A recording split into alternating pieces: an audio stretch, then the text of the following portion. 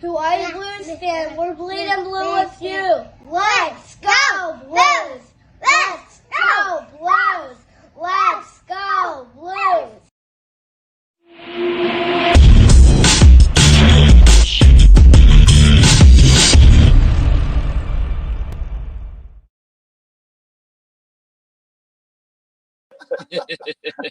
Gary, the last 2 weeks, 3 weeks that you and me have been talking have been amazing for me.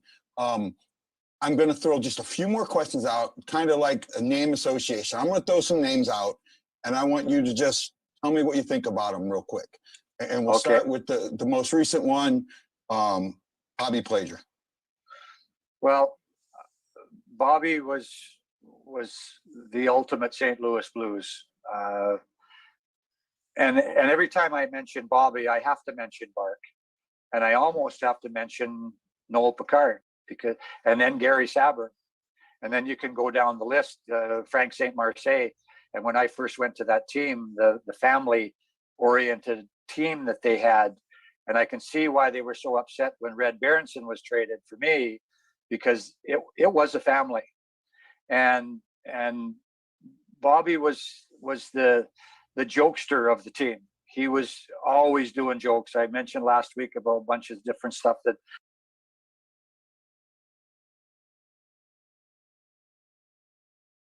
And aloha! Welcome to the Blue Note Fan Report. I got the music like I always do. Hey, this is Guy, the Hawaii Blues fan, and I'm your host on the show that is by a fan, for a fan, and you got to know all about you, the fans.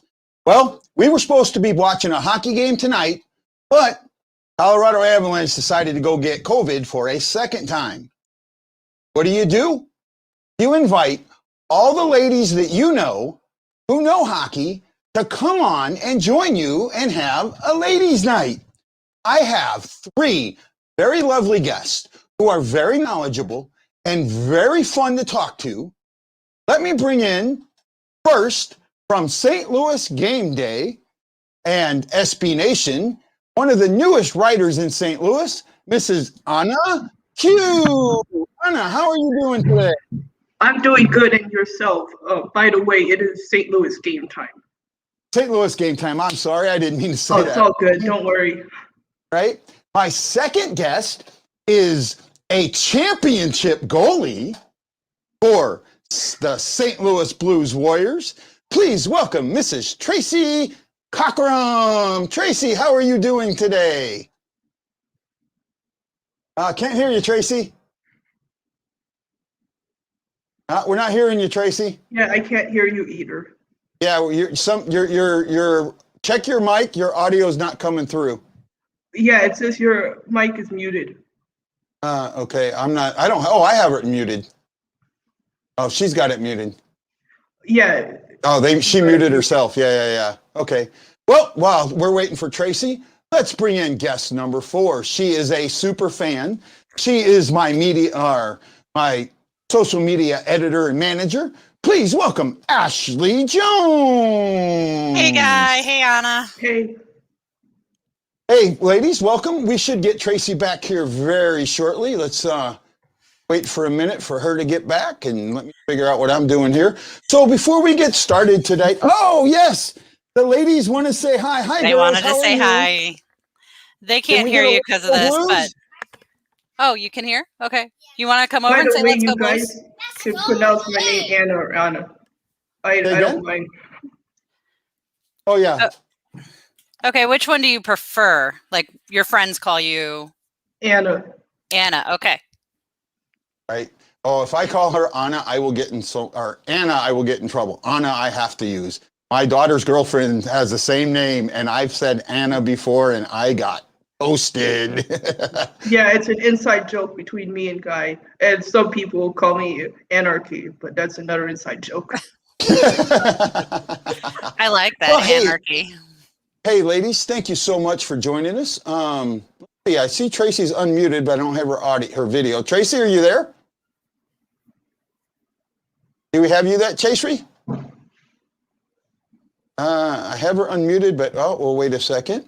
Okay, so tonight we're going to talk about a bunch of different topics, and we're going to kind of get into one of the big things. But let's first talk about why the Blues are not playing tonight. Last week, just before the Blues played Colorado, it was announced that they had one player test positive, and we found out that was Philip Grubauer, and that they had players that were weak due to are sick due to the shot. I think they were both crapping on that, but and today, so in the last, Judas Donskoy, former Shark. Yeah, Donskoy. And today Mikko Rantanen was added to the list. Yeah, today Mikko Rantanen was added to the list. So Anna, with that going on, do you think? I mean, is the NHL doing this right with this COVID protocol?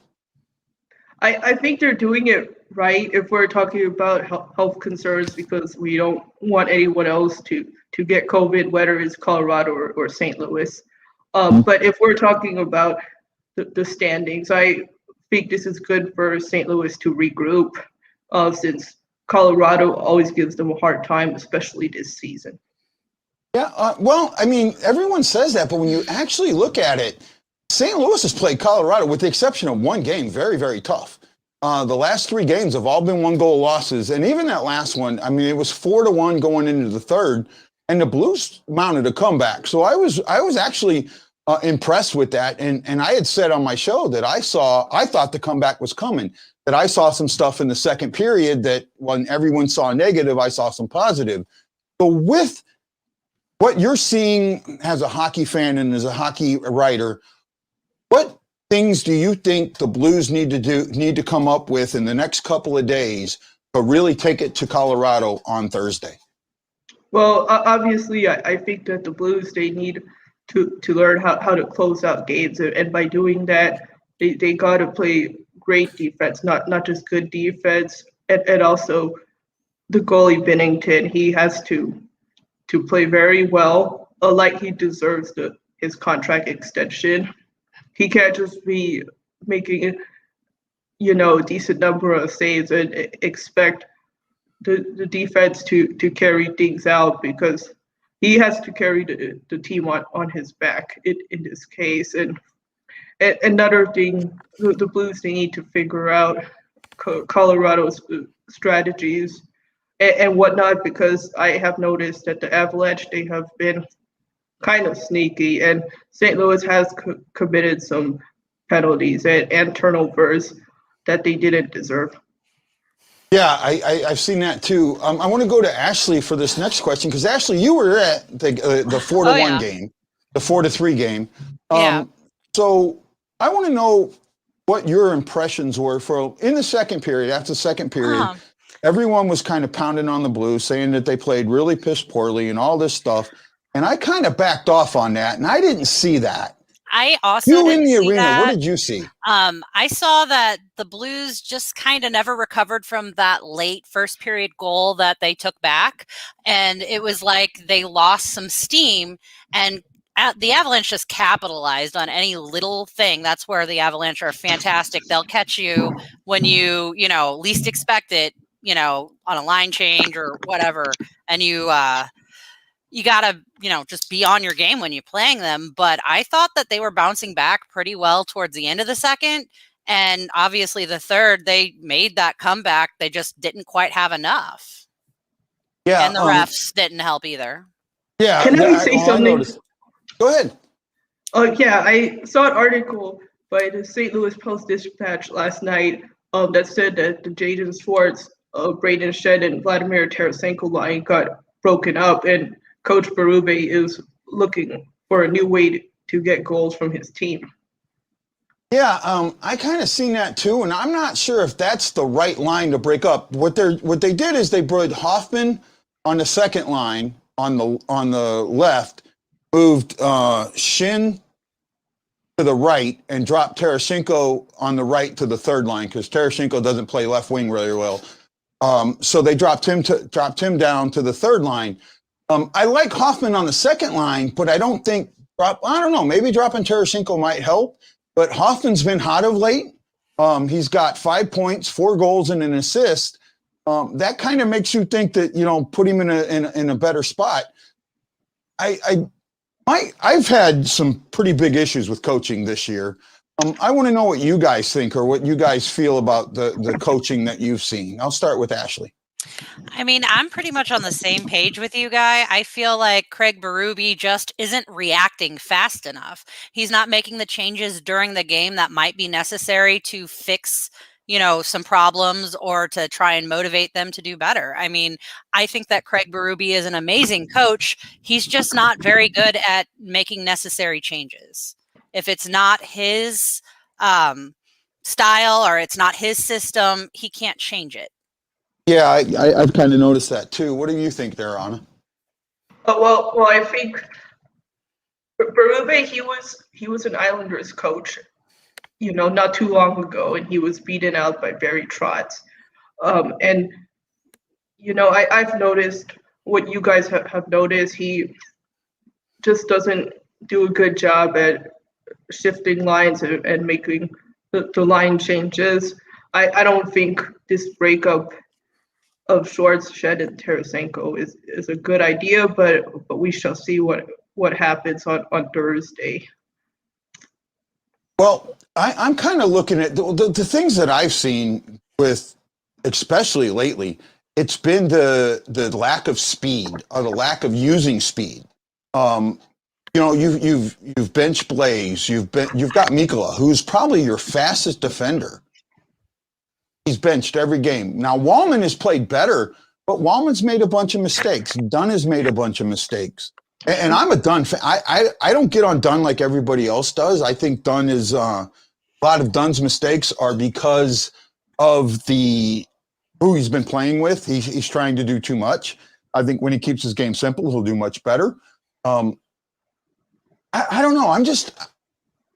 The team is a quandary right now. And that's the best way I can describe it. And I don't have a solid answer for anybody other than let's see what the practices are like the next 2 weeks. There was a clip that on Twitter that Jim Thomas released. Berube had the two teams, split up in squads, standing at the blue lines and doing, suicides to the red line. He was working them hard. Not sure if that's the answer, but I mean, he was trying to work them hard. What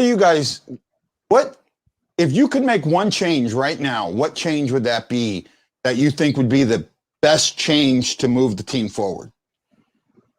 I'm going to be the opposite of Anna here and say that I think that the change and the split up of the Tarasenko line is going to be great. I think having Hoffman on that second line is going to really add some fire to us, and it might motivate, Shen, Tarasenko, and all of them to play better so that they can get back together.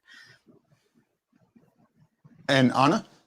I beg to differ because I think that line is great as is. It's more of a defensive problem and a goaltending issue. Both the defense and goaltending have to get better. Plus, I don't trust the line changes made by Berube because I have followed the Islanders in the past on Long Island, and I have seen what has happened as a result. Like the Islanders, they haven't really been in it since their deep playoff run the other year. I'm sorry, I can't remember it off the top of my head, but yeah. No, so I've been doing a lot of thinking about this, and it sucks that we don't have Tracey in here. I'm trying to get a hold of her to see what's going on, but I can't figure it out. It's probably technical difficulties. Yep. Hey, if it isn't technical difficulties on the Blue Note Fan Report, it's not the Blue Note Fan Report. We have figured that out, haven't we there, Ashley? Oh, yes. Lance definitely has a lot of issues from time to time. Yeah, he does. I do. It doesn't matter. So I've been thinking a lot about this, and the one change that I'd make, and I talked about this a little bit on the last game with Lance, actually. The one change that I'd make is I would get rid of Montgomery, and I do it right here, right now, because I'm kind of thinking, what is a change that you can make that's going to go, oh my goodness, but at the same time not upset the apple cart? Since he was brought in here as an assistant, has the assistant coach, as the, a power play special teams guru, and the special teams look discombobulated, like they're not sure what they're supposed to do. So if special teams are so discombobulated and the guru can't fix it, get rid of the guru in my eyes. And by doing that, it doesn't, you just kind of leave that open, or you bring Ott or one of the other ones up. Oh, I think we got Tracey. Let's give this a try. Tracey, can you hear us? Yeah, can you hear me? Yes. Hey, we got Tracey. Yay. How are you doing, Tracey? Wow, that was a bit tough there. I'm tired now. No problem. We're glad to have you. So I'll get right back with you, Tracey. I want to finish my thought process, because we got some fun stuff to talk about you. I was saying that I just think Montgomery, if they let him go, it would put everyone would say, oops, yeah, we need to fix something, but it doesn't upset the apple cart. It doesn't, it's not like firing the coach and then you put a new system in and all this other stuff. It just seems like that might be something that will help. And that's Richard Campbell brings up something that I really says, I think they keep Montgomery around as a backup if they fire Berube. I hope not. And when they brought Yo in as I liked Coach Yo as an individual. I didn't like him when he was the heir apparent. I think the coach in waiting really messes guys up. I think what it does is it makes guys think, who do I follow? I know my head coach isn't going to be here next year, and this guy's telling me this. Yes, Anna. Tracy is on mute. I'm not sure if she did that or if you did that. No, Tracey, you might have I did muted. it on purpose. Okay. Oh, okay. Okay. No, so that's kind of where I'm at. And also, Richard also asked, and this is a good question to ask all of you, will the Blues re-sign Hoffman? I'll start with Anna on this one. Well, I am not sure, but there's a chance. I mean, I wrote an article about this about 2 weeks ago, if a Mike Hoffman trade was on the horizon. But as of right now, I think he's safe. He's not going to be leaving anytime soon. What do you guys think? Well, I'm hoping that he resigns. I really like Hoffman. I like some of the fire he brings, especially when he's used correctly. But it'll all depend on Cap and who else they want to keep. He's probably going to be lower on the totem pole rather than, we're going to want to resign, Schwartz and. Yeah, he's a veteran. I liked him when he was in Ottawa as well. Yeah. What do you think, Tracey? I have no opinion in the matter. I don't love know. it. I'm just on. I don't know. Go Bennington. Keep him. Get rid of him. I don't know. Yeah, just whoever's playing, I'm happy with. I love that attitude. No, I love that attitude. I really do, because that's a good attitude. Honestly, I don't think they'll re-sign him, but I think they should. Right? I think Mike Hoffman, if he, and this is the thing, used correctly, right? Now, he's been on the third line, but being on the third line, if you notice how he was paired, he had Dunn as his defenseman. Dunn is a good passer. He's had better passers being on the third line after the sit down, and he's been not forechecking as much. He's been laying back. He's been allowing like Dunn to get further in the rush, or the defenseman to get in the rush, and he's been playing that point, circle, zone, that type of area and that's where he's got his goals from, the opposite Ovechkin office. He's been able to get some really good shots, really good looks, and some opens because of that, because with the defenseman rushing up, it's caused the defense to shift, and it's opened that side up. So while he's still been on the third line, he's being used much better on the third line and opening that side up in my eyes. I see a good question from Richard Campbell. It says, is the Dunn hate undeserved? That is a great question. For me, it goes two ways with that. And I hate when I put these questions up. I don't mean to put them over your face, Tracey. I don't have anything. I don't have any other way to put them up. So please, yeah. But you know what, Tracey, let me ask you this. You're a goalie, right? And as a goalie, you've got your defenders in front of you all the time. So you're seeing how they play. Have you watched Dunn enough this year to answer that question? No. No. No, I haven't. I don't know. Well, what do you think with your defenders if they make a mistake? I mean, be honest. Just be honest as a goalie. Your defender makes a mistake right in front of you, or something that you can't, and it causes a goal. Where's your mindset in that point?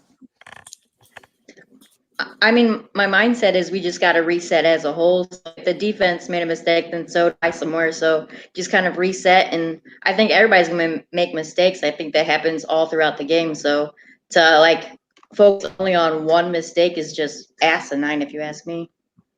Yeah. Well, I mean, I see that. But with Dunn, it seems like his mistakes are not, they're very pointed. They're in huge moments. Right? Well, then kick him out. I like Dunn. I say again. Then kick him out. There you go. Tracy's going to whack him with his stick and give him an injury. Yep. No, Yeah. I mean, it when he asks if the hate is undeserved, it's like yes and no, right? It goes both ways because everyone makes mistakes, but Dunn seemed to be in some of the biggest moments at the wrong time. And a lot of times to me, it seems like he's trying to do too much, and that's what causes the mistake. Have you seen that, Anna? Yes, I have seen that. I honestly think that the Blues, they need to give him some more time, but not too much time, because the Blues, people have to understand that they're still trying to figure out their current roster. Yeah, that's got a lot to do with it. Injuries. So Gunnarsson being out ended up being a bigger factor than I would have thought. To me, Gunnarsson was like a seventh defenseman, but it seems like his play on the penalty kill is extremely missed. Yes. That is one that I've noticed. Let's stop with the Blues talk for a minute. I'm sitting here and you notice what hat I'm wearing, Tracey? Woo! Yeah. Okay, so I got to get it. I got to talk about this. So are you the goalie for the B team or the A team? The B team.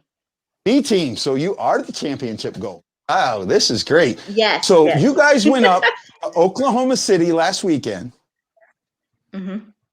and walked away with the Tornado Alley Trophy. This is correct. Tell us about that. Tell us about your experience up in Oklahoma. I mean, we want to hear it. It was pretty intense there.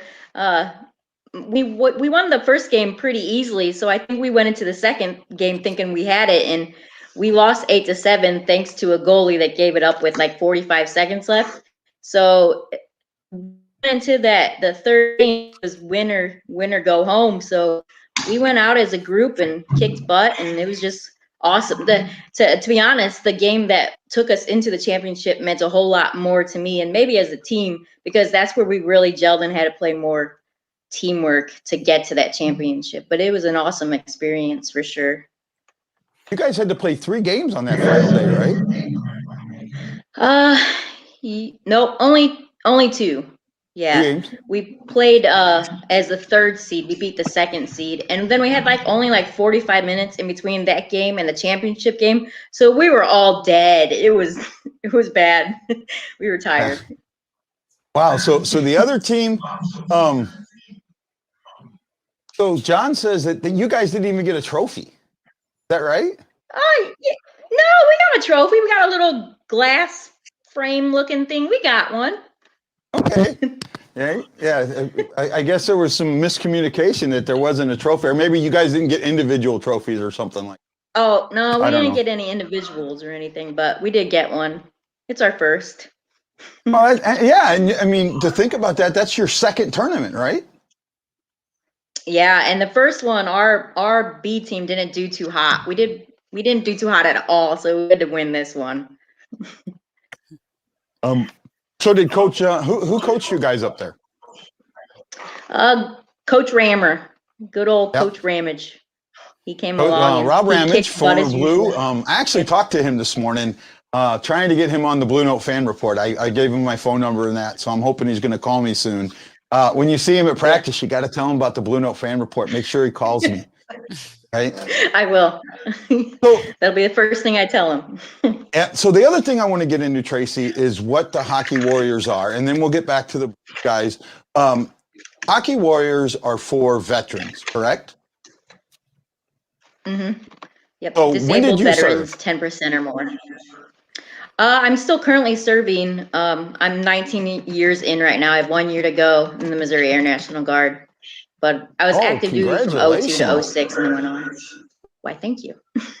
Well, I think you know I'm retired. I'm retired Navy, so I've been there and I know that, and I think it's great. And I'm waiting for my jersey. I've talked to the guys. I've joined, but they're not making me pay the money since I'm so far away. But I'm part of the Warriors, and I'm so happy about that. No, Actually, I think you can't be a warrior up until you score a goal against me or Nate. So right now hey, you're not a warrior. at one point, I'm going to try.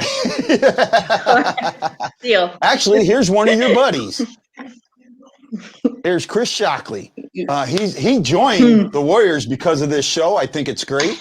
Tanner Leanne says, "Woo, thank you for your service." It's the Hockey Warriors is a great program. I really enjoy it. Anna or Ashley, do you guys have any questions for Tracey about the Hockey Warriors program? No, I don't. How long have you been involved with them?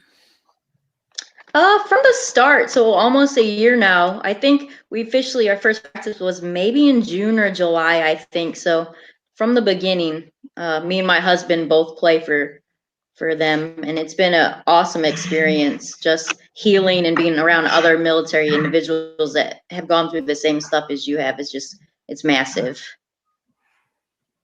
I would absolutely agree with that. It really that's why I can't wait. I can't wait to even just come, if I can come for a couple of practices and that. Just to skate, and I'm not a great skater. I can barely, I'd be on the D team in a heartbeat. Hey, the D team has the most fun though.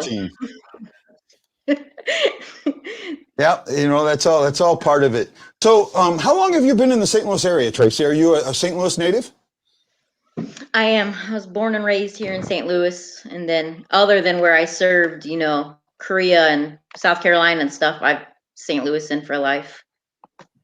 Yep, I'm born and raised in Maryland Heights myself, so I'm kind of there too. There we go.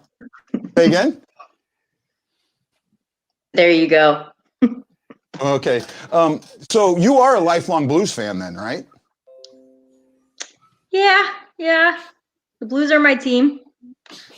You say that with so much confidence. You have another team. I like don't you? hockey. I do. I like hockey, so I'll play. I'll watch whoever. I don't care. But the Blues are my team in theory. Yeah, that's good. I mean, some people, they just like following hockey as a whole, and there's no problem with that. They can also none at be all. No, player fans. Because I'm sure we all have players who don't play for our favorite teams. Yeah, that is true.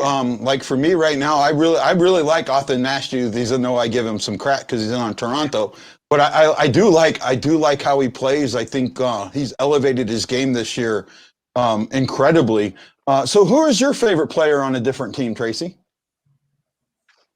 Oh, you got to go with Carey Price from the Canadiens. He's my boy. Oh, you know what? You would love my friends from the Happy Hour. You got to check their podcast out called Happy Hour. I was on it at the beginning of the season. They were so happy that we gave them Allen, and I told them they stole Allen from us. Ooh, they did. Right? What about you, Ashley? Yep. I mean, it's got to be Oshie. I always loved him when he was a Blue, and I still love him even if he's on the Caps. If I'm not watching a Blues game, I'll watch them just to see what he's up to. Okay, no problem. Anna, let's get into some of the more of the league-wide things and some of that. With all of the shortened schedule and the way the league is playing things out, what actually, let me rephrase this. Let's get into officiating. We've seen a lot of bad officiating in recent games, and I know that you cover a lot more than just one team, that you cover the league. What do you think the league needs to do about officiating, Alan? Well, I don't cover the entire league, but I cover other sports, or at least I did before coming here. Anyways, like I know a lot of sports, and hockey officiating is not as bad as basketball officiating, obviously, but there are still some improvements. I have seen some bad calls made against the Blues in a couple of games. Yeah, and I think that they shouldn't make too many calls, especially with COVID and all that. Right. I mean, for me, what I see in the officiating, which is really kind of it's been like a snowball, right? It's been building and building and building. And you had earlier this year, Tim Peel, who's actually lives in St. Louis, make that comment that he was going to give somebody, I really wanted to give this team a penalty, like a makeup call or whatever. And it got blown out of proportion. I think the league really needs to take a step back and come up with absolutes of what penalties are, because it seems like we've gotten away from that. Especially, we don't know. You can't tell me what goaltender interference is, because I can show you one play where you think it's absolutely goaltender interference, yet the referees didn't think it was. Then I can show you another play where you say there's no way there was goaltender interference, yet the referees called it. So there's no set definition, and I think that's something that the league really needs to work on, is making sure that each penalty has a set definition. And I want to ask I agree with you, Guy. The league needs to follow the handbook, if they even have one right now. I don't know what it is, because it seems like it's changing every day in the world of hockey. Yeah, game to game. I got to ask Tracey, as a player, I mean, because you see, I mean, you're seeing very amateur referees, but I'm sure they're out there giving it their all and doing their best. What do you think what do you think from a player's perspective that the league could do to help officiating? That's a tough one. I wouldn't want to be a ref, because I think they're going to get scrutinized no matter what they do. Someone's going to complain about something, so I don't really have an answer other than use that handbook and stick to it. But I don't think, no matter what, the refs will always get pooped on. Well, I mean, yeah. What do you think, Ashley? I could see you stewing over there. I'm in agreement with Lance. There should be like an after game where they have to watch tape and decide why they made that call, or if they should have made that call, and have a review about it, or why they missed a call, just so that they can be held accountable. Because, for example, the game I went to against Colorado, I saw a penalty, like one of the Colorado Avalanche were holding Ryan O'Reilly's stick. He even let one of his hands up, looking at the ref, who was looking directly at him, and there was no call. And it was clearly a holding call that should have been made. Yeah, that was one of them. And it wasn't just, that was almost an embellishment, because the guy had his arm down like this trying to get a hooking call. The other thing the big one in that game, and this is the one that I think changed that game, not only just the goal getting taken away, was a Tarasenko trip. Oh yeah, that led it to be 3-1. Right? Oh, yeah, and it was totally obvious, even up in the rafters where I was sitting, that this had actually happened, and the ref was looking right at him, and no call. Yep. So, hey, everyone, before we continue on, this is Guy, the Hawaii Blues fan. This is Ladies' Night on the Blue Note Fan Report, brought to you by Forrest Crump Enterprises. I'm joined by Tracey Cockrum, who is a goalie for the St. Louis Blues Warriors Bravo team, championship goalie at that. Ashley Jones, who works for the St. Louis Fan Report, has a social media manager, and from Anna Keiu from St. Louis Game Time, or Blues Game Time, right? St. Louis Game Time, and my last name is pronounced Keiu, like the letter Q. I'm sorry, I didn't mean that. Oh, I'm so shoot me. I'm gonna get these right one of these days. When I just started my journalism career 5 years ago, and I hopped on another guy's podcast, and he pronounced my last name Keiu, and he also said that I've been covering the Sharks for nearly 10 years, and I kind of just laughed about it and said, "Oh yeah, I've been working since I was 12." Now that's the way you handle it. That's great. Yeah, for man. sure. That Right, would be yeah. funny if that actually happened, though. Oh, so let me ask this. I know that you're going to your first Blues game here very, very soon, right? Actually, it's my second Blues game. I went to a Blues game against the Coyotes for Veterans Day 2019, which was actually my last hockey game before the pandemic, since I took a break from journalism before the pandemic due to personal issues. And I'm looking forward to it. I am going with Tanner. Yep, who is participating in the show right now. Hello, yes, Tanner. she is. She's got a good question. She says, I'm late to the show. Can we get a comment about how women should only comment for women's sports? So what happened, and I'll preface this, so there was a comment in St. Louis Blues Lounge, a group on Facebook, where a gentleman made a comment that women should only comment on women's sports. And first of all, I disagree with that, because if that's the case, men shouldn't coach women's sports, men shouldn't commentate women's sport, on all that. And I don't think that we need to be sexist on it. I think that we need to open it up to everybody. If you know sports, you know sports, period.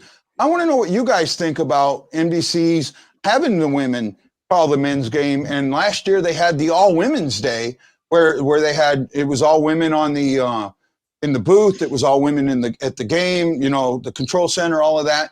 What do you guys think about that? I really want to hear your opinion.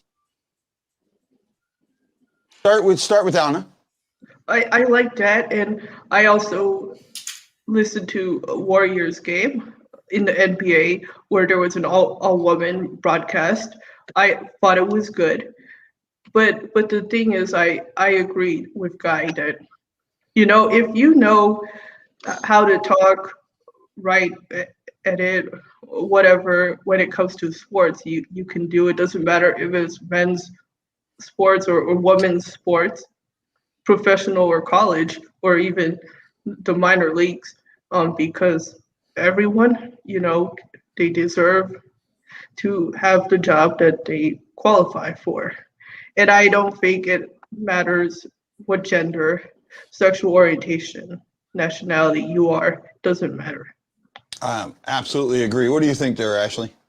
I mean, I'm in the same opinion. If a woman knows the sport and can, be entertaining while broadcasting, there should be no problem with it. Just like, a man can broadcast for women's sports and be just fine with it. I don't really see why gender should come into play on this. Yeah, I don't get it either, because people of both genders, they work for the teams.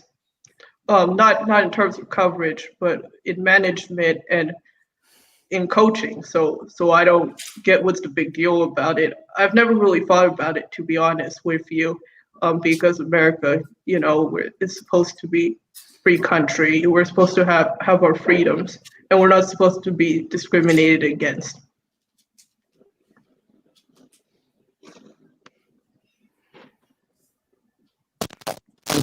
Sorry, I lost my mic there for a second. Okay, I was wondering what happened. Gotta love those technical difficulties. For technical difficulties, it wouldn't be the BlueNote fan report. There we go. My mic just all of a sudden just decided not to work on me. I have a new one coming. I ordered a brand new mic. I ordered a very good one. I've got a setup. It's going to have a bar, so it sits like here, so it's not in front of my face. Should be really good. I can't wait to get it. Richard Campbell asked a great question, and I want to get to Tracey, and then I'll bring this question up. So what did you think, Tracey, about the women calling the sports? I like I said, I don't care if it's a man, a woman, a dog, a hippo. As long as they know what they're talking about, I don't care who does it. You could put my dog, Lord Stanley, the French Bulldog, in there, and I'm happy, as long as he knows what he's talking about. Oh, I love Bulldogs. I'm a big Bulldog fan. Richard Campbell asked, will there ever be a woman coach? And in my mind, I absolutely think so. I really do. Maybe not a head coach, but I can see conditioning coaches.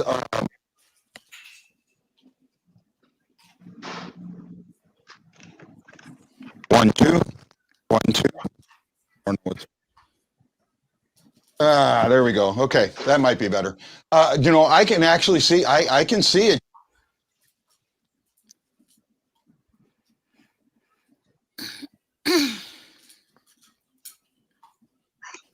One.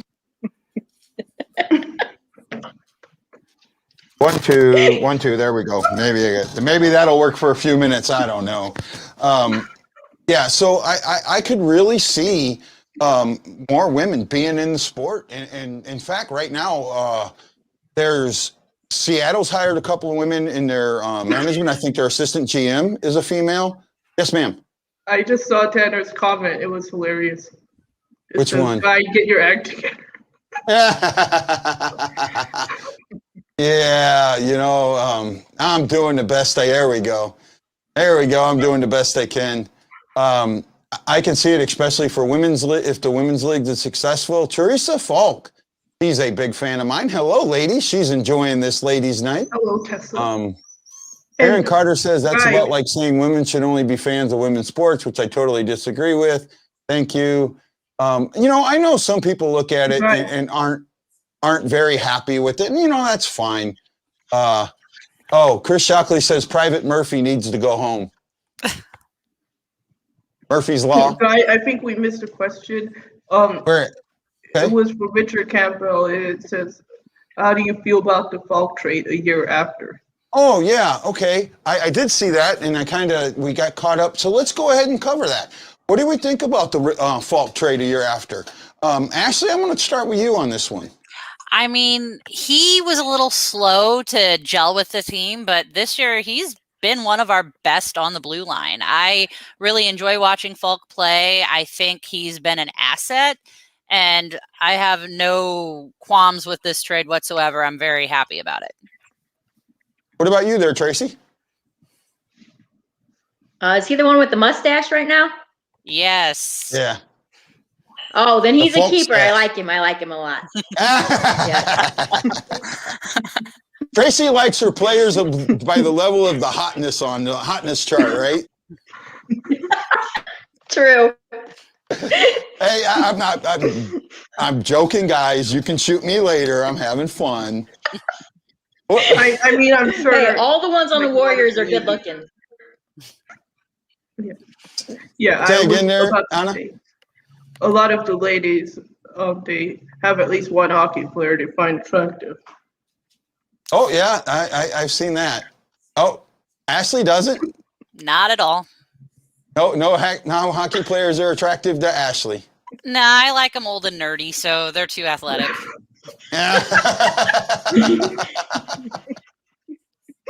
Oh, my goodness.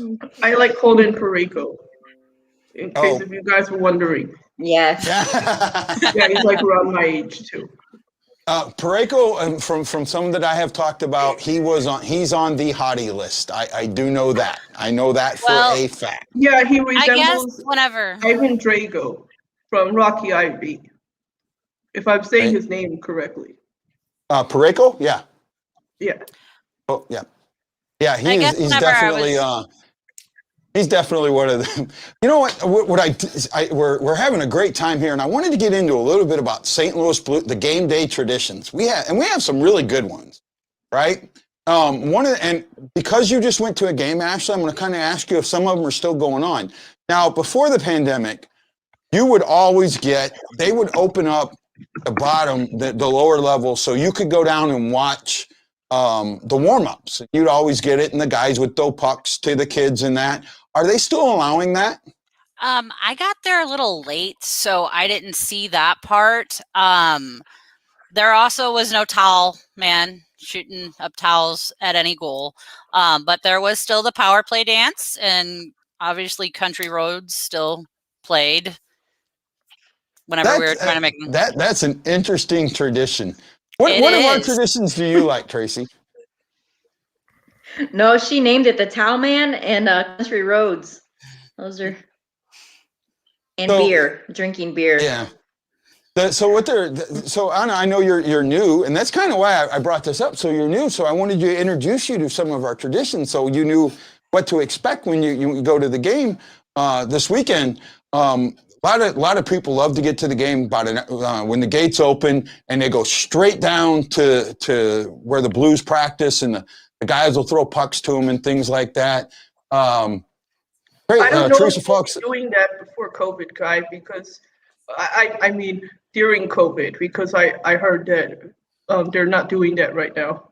Okay, so they're blocking that off, and I kind of had a feeling they might be. You'd see a lot of that. The Towel Man. So this started in, and I want to say the 80s. There's a guy that calls himself the Towel Man. He sits up in like the 300 section, and every time we get a goal, we count it, and he throws a towel into the fans. He's not paid by the team. He does have sponsors. I've met him a couple of times. But at least the thing that we do that I don't think anybody else does is counting goals. Now, I went to the Vegas game the first time the Blues played in Vegas, and there were more Blues fans than Vegas fans, and we were counting the Blues goals. What do you mean by counting the goals? And what year was this? Because in the desert, there are fewer hockey fans. Yeah. I went to the game in this was their first year. So 17. Oh, I see, the inaugural season. Yeah. But I'm sure there were more Vegas fans than Coyotes fans at their home games. Maybe. Yeah, I can tell you that I'm pretty sure about that because I've spent some time in Phoenix on and off. So what happens is after a goal, and Tom Calhoun, who's a great friend of the show, announces the goal, you'll hear the music, and what'll happen is he'll start ripping the towel, and he'll spin the towel around like this, and everybody will get really loud, and then we'll go, 1! And if there's 2, 1, 2, and he'll throw the towel out in the crowd. He usually keeps 4 towels, and the 5th one he has on a string, so if there's more goals, he pulls it back.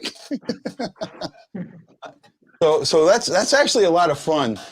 Teresa Freck says she knows the towel guy. He's from DeSoto Movie. I've met him. I haven't been able to get him on the show, but I've met him. If you notice, only players' benches are blocked. Other side is open now. Yeah, so there are some areas that you can get to. Gates are open ahead of time, but I assume there is no ability to go down to the ice to watch practice, which sucks. And I get that. Teresa Falk says, "Hey, guy, looking good for the girls tonight. I love listening to women talking hockey. Let's go Blues." And that's what I wanted tonight. I wanted to open this up to you guys, to allow you guys to talk about the sport that you love, because that's what show's all about, talking about the sport that we all love. We got the game coming up, 2 games against Colorado.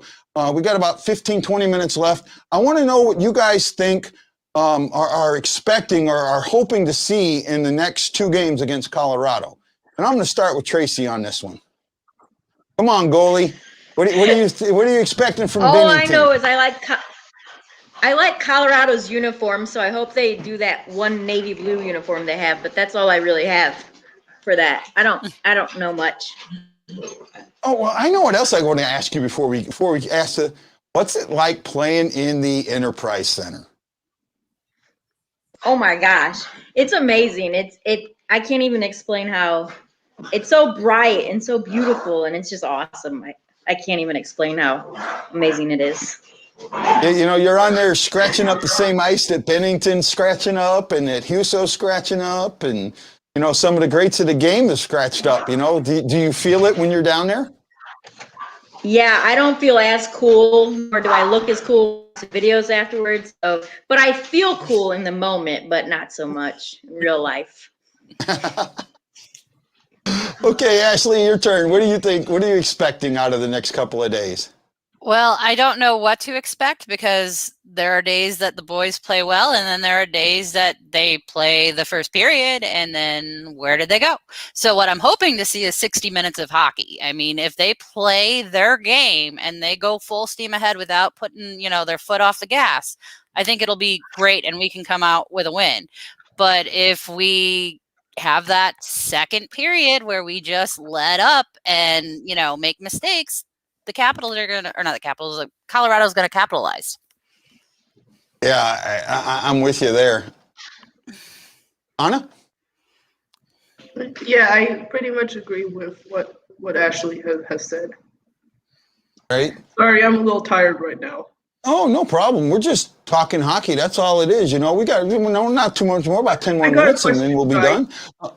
So again? You have a bunch of players behind you, but there's one that's lower. The bigger one. What player is that? Which one are you talking about? Behind you. Okay, let me kind of move out of the side here. So the one that's like lower, it's right like the bigger one. That one? The one with the brown hair, it's like bigger. Oh, Tarasenko. That's the one that's Tarasenko, sitting. really? Yeah, it's a Tarasenko plush. Okay, yeah, I was just referring to the one on the bottom. Okay. Oh, to your side. Can you try pointing to it? Okay, to my right. Let's see. No, to your left. Okay. Oh, my right is here, so it's reversed on there. Yeah, I'm talking about the one not on the big shelf, but on the small shelf. Okay. Oh, you know what? That's me. Oh, really? Let's see. One of these is me. The white shelf. Right there. Oh, that one right there is the one by itself next to the pucks. That's Brett Hull. Oh, okay. Yeah, that's I was Brett Hull. confused for a second. Yeah, that's Brett Hull there. Yeah, he's as tall as the pucks. Yeah. Yeah, he's sitting right next to the puck. Know who was that? Yeah, that's Brett Hull. That's an anniversary bobblehead that I got for my birthday a couple of years back. Tom, who used to own the BlueNote, gave it to me. Oh, we got Tracey back. Yay! Hey, Tracey, how you doing? Good. Got you back now. Let's see. So where are we at? Jordan says, sorry she's late. Well, welcome, Jordan. We're glad you're here. Teresa says we need to play a whole game for sure. Jess York, Jordan is depressed. She wants to have Ron. I'm not sure what that is. I think she meant her room. No, she wants to be on, like Jordan wanted to be on the show. Oh, absolutely. I would have. Let's see. I just kind of lost the comments. I would have actually have her on. All she had to do was ask. I would have let her on in a heartbeat. I mean, I only asked 3 times. My daughter loving to see women's sports. Oh, wanted her on. Okay, that's what I missed. E says, I don't know about the Enterprise, but I played in the Igloo, the old Pinglet Stadium. Didn't notice anything but different on the ice. I don't know. The ice to me just seems, I don't know. I love the smell of the ice. When you walk into the arena and you just get that first smell, I love that smell of the cold and the ice and just the feeling of the anticipation. Like I can feel the anticipation of the game. Like for me, I'm one of those guys that I believe that I paid the whole full price for the ticket. So that means I get to get in there the moment I want to get in there the moment they open the doors, and I want them pushing me out the door. Right? I want the whole experience. That's the good part about hockey, Guy.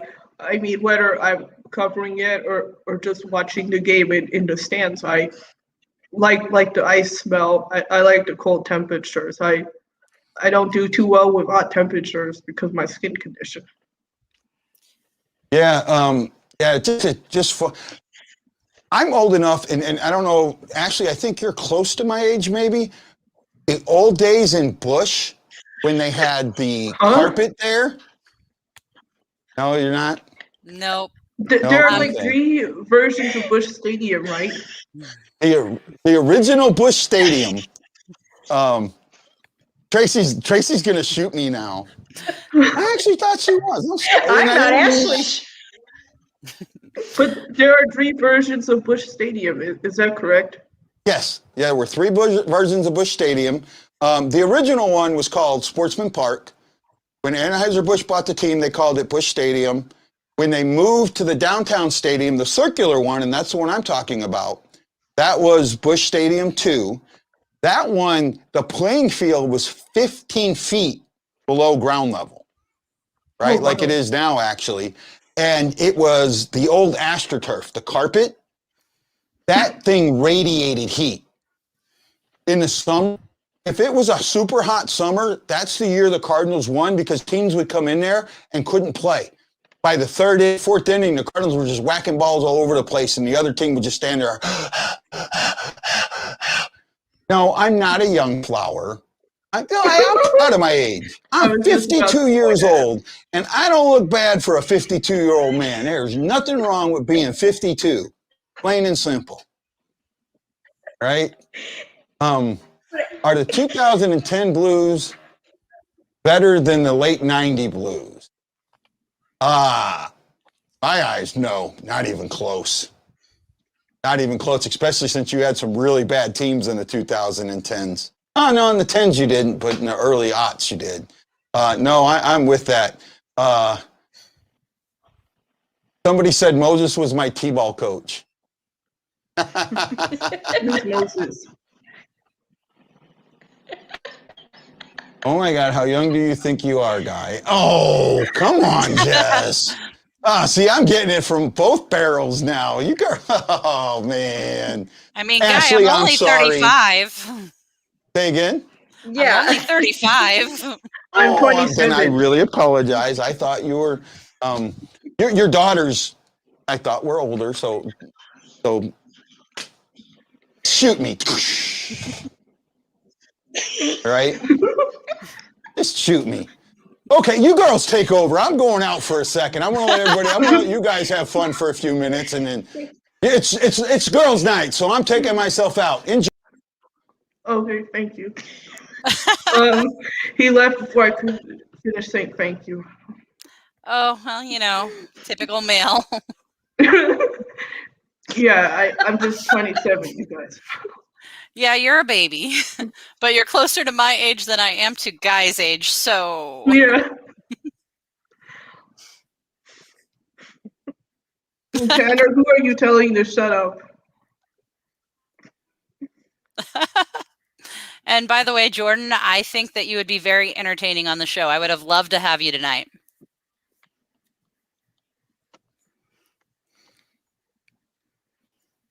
Jim, what do you mean you've got beat by a couple of years? What are you He's talking about? a couple of years older than Guy.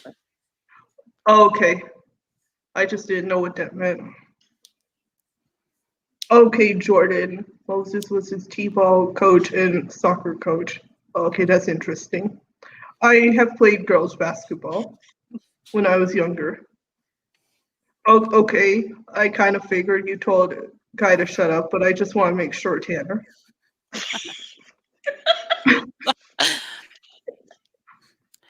I played roller hockey whenever I was in my teens. I really sucked. We played at All American. I was having fun though. I mean, but I was never gonna be good enough to play at like the Enterprise Center like you. I suck. I just saw Jordan's comment. I try to be entertaining. Someone's got to do it for Guy. Laugh out loud. You give me a lot of laughs, Jordan. I read your comments every show, and you're hilarious. You're gonna be great on the show if he ever lets you on. All she has to do is ask. There's no letting. All she has to do is ask. I know, Guy. Okay. Oh, that was a lot of fun. Drew Boyd, who I think is one of your teammates, says, Tracey, Oh, yeah. you don't suck, you're a monster. All right? I paid him to say you know that. what I want to do? I want to skate right through the crease so Tracey can take her stick and trip me up and knock me on my butt, and I can say, yes, I've been knocked on my butt by a championship goalie. I mean, you must not suck. You are a championship goalie, Tracey. You're just being modest. True. But I'm a lover, not a hater. I won't hurt anyone. I'm a lover. I don't hurt people. Well, actually, I got something coming up in the next couple of days that you're really going to love. Ed Stanowski, who was the backup goalie on the 80-81 team, did an interview with me. And it's really good. He wore, you remember the Blues mask that had the 2 blue notes over the eyes with the blue notes going on the side of it? That was his mask, right? And we talk about him wearing that mask and some other things. I did the interview last week. I've been trying to get it all set up. I'm hoping, so there's something wrong with my internet. It took me 7.5 hours to upload the Gary Unger interview. That's why I haven't uploaded his yet. I'm trying to get my interview fixed. And that was an absolutely fun. Oh man, I talked to Gary on and offline for about 4 hours, and you guys got to see 2 hours of it. So he's an amazing man. Just everything about him, it was really impressive. And I played a little bit of the Gary Unger interview at the start of this. If you haven't watched it, please check it out. There's part 1 and a part 2. He will really impress you with his stories of Blues history and how much he feels like St. Louis is part of him, even though he doesn't live there. Just a wonderful guy. Ed Stanowski was. And then I did one with Kurt Bennett, who played in the late 70s and the early 80s a little bit. I'll have that one out this week. Yes, ma'am. I just saw a funny comment from Chris. He said that Drew is probably watching in his underwear, and Drew was like, lies.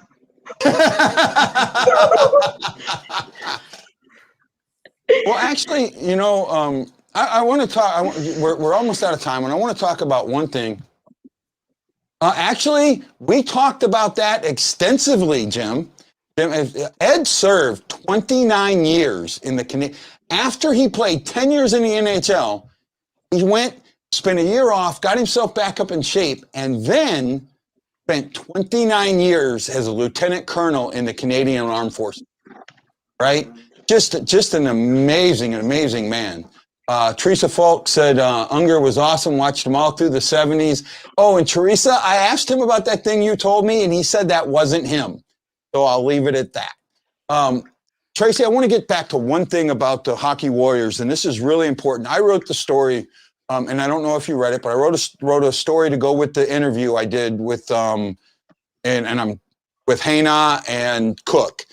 Hey na na na. I hope you guys are doing that now every time he's around. Hey na na na. Hey na na na. Yeah. So I want everybody to do that to him so he knows it's for me. But you guys aren't just playing hockey; you're supporting each other. And there was you had a guy that came to practice one day that just wasn't ready to deal with anything, and you guys rallied around him. Can you talk a little bit about how you guys rally around each other before we call this a night?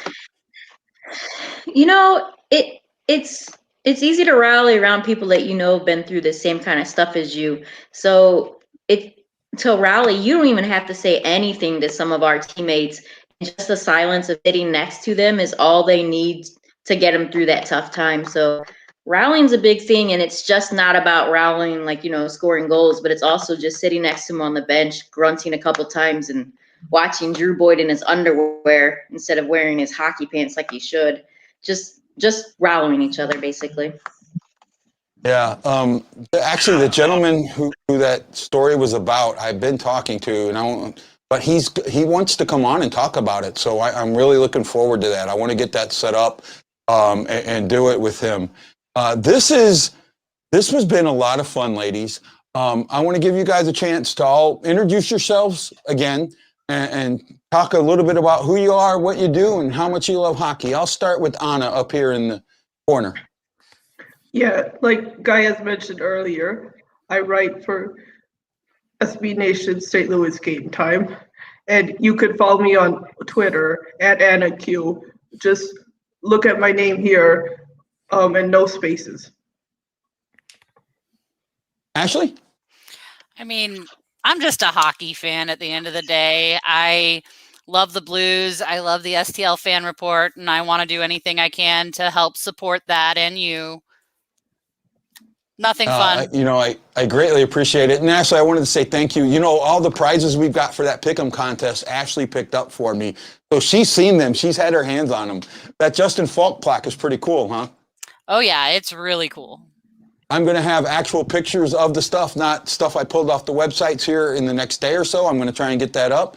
And Tracey, lastly, this is your chance to tell everyone about the Hockey Warriors. I actually was really surprised. You guys are now on a wait list, right? We are. I think we hit 100, so now we're waitlisted. Wow. I mean, we could actually almost go to a 15. Ooh, we could, but man, then it's about getting the ice time and coaches. We have Coach Rammer and Coach Harvey, Coach Brooks. That's free volunteer time. How they'd be doing it full time. Their wives would probably get pretty upset at us if we borrow them too much more. Oh, well, here's another one for you, JC. Jason's saying hi. I talked with Jason I interviewed Jason for the story, and his story was really good. And he really, you guys inspire me, right? I mean, when I first found out about the Warriors, I mean, I got the stuff, I ordered the stuff. I thought it was so cool. And now that I get to be somewhat a part of you and let you guys know that I'm supporting you even from 300 miles away, it means a lot. And I'm hoping that I get to talk to a lot more of you guys. I'm trying to friend all of you. And I got to get every Hockey Warrior, you got to tell them to join the Hawaii Blues Fan Clan on Facebook. We absolutely want you. That. Chris is saying hi to Ashley. Right, Hey, Chris. Right. Well, guys, we're a little over an hour. I know your time is valuable and it's later in St. Louis, but thank you so much for joining me tonight to talk about the Blues, to talk about hockey, and to let the women take over. It was a lot of fun, and we're going to do it again. We're absolutely going to do it again. And you know what? If you're a fan, you don't have to be, have all the radio gear and all. You don't need all that. You just need a connection where you can come on, sit down and talk. And that's all it's about. And that's what's fun about it. And anybody, anytime, just let me know and I'll gladly let you on. Please enjoy. Jordan says anything that I picked up, I got you. Maybe, yeah. Anything that Jordan picks up for me, I will see in about 15 years. If right? then. I am pretty sure of that. Jordan, I love you and your family. You absolutely know it. Well, guys, thank you so much. So this is Guy, the Hawaii Blues fan, saying aloha, mahalo. You got to know that I'm bleeding blue with you, and I can't wait to see you again on the next Blue Note Fan Report. Aloha!